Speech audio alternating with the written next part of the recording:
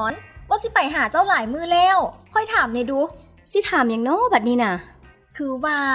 ตอนน้องสาวเจ้าติดโควิดที่ได้ปิ่นป่วยอยู่เฮือนหั่นเจ้าเฮ็ดแนวไหนคนในครอบครัวจึงปลอดภัยบอกค่อยแน่อยากฮู้ไว้เพื่อว่ามีคนในเฮือนติดโควิดซั่นดอกโอ้จังสิถ้ามีต้องแยกผู้ติดเชื้อออกจากผู้อื่นที่ยังบ่ทันติดทันที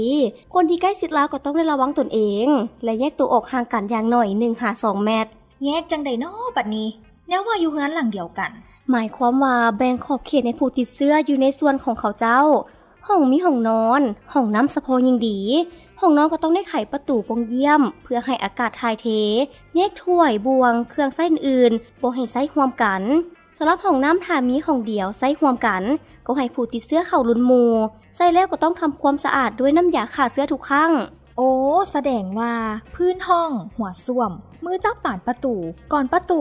จำนวนนี้แมนต้องทำความสะอาดทั้งหมด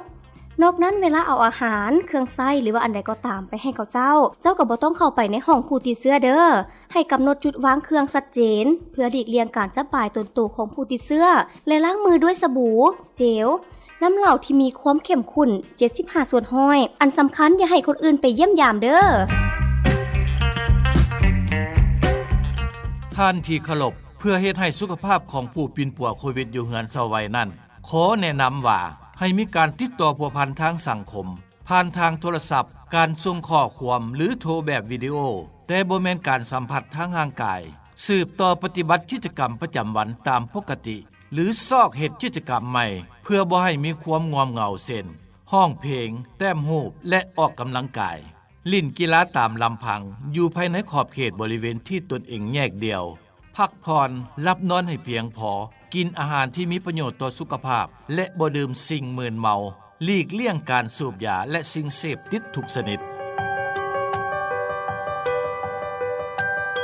ด้วยความห่วงใยจากองค์การแค่นานาชาติประจำสปป.ลาวบ่มีไผปลอดภัยหากทานบ่ปลอดภัย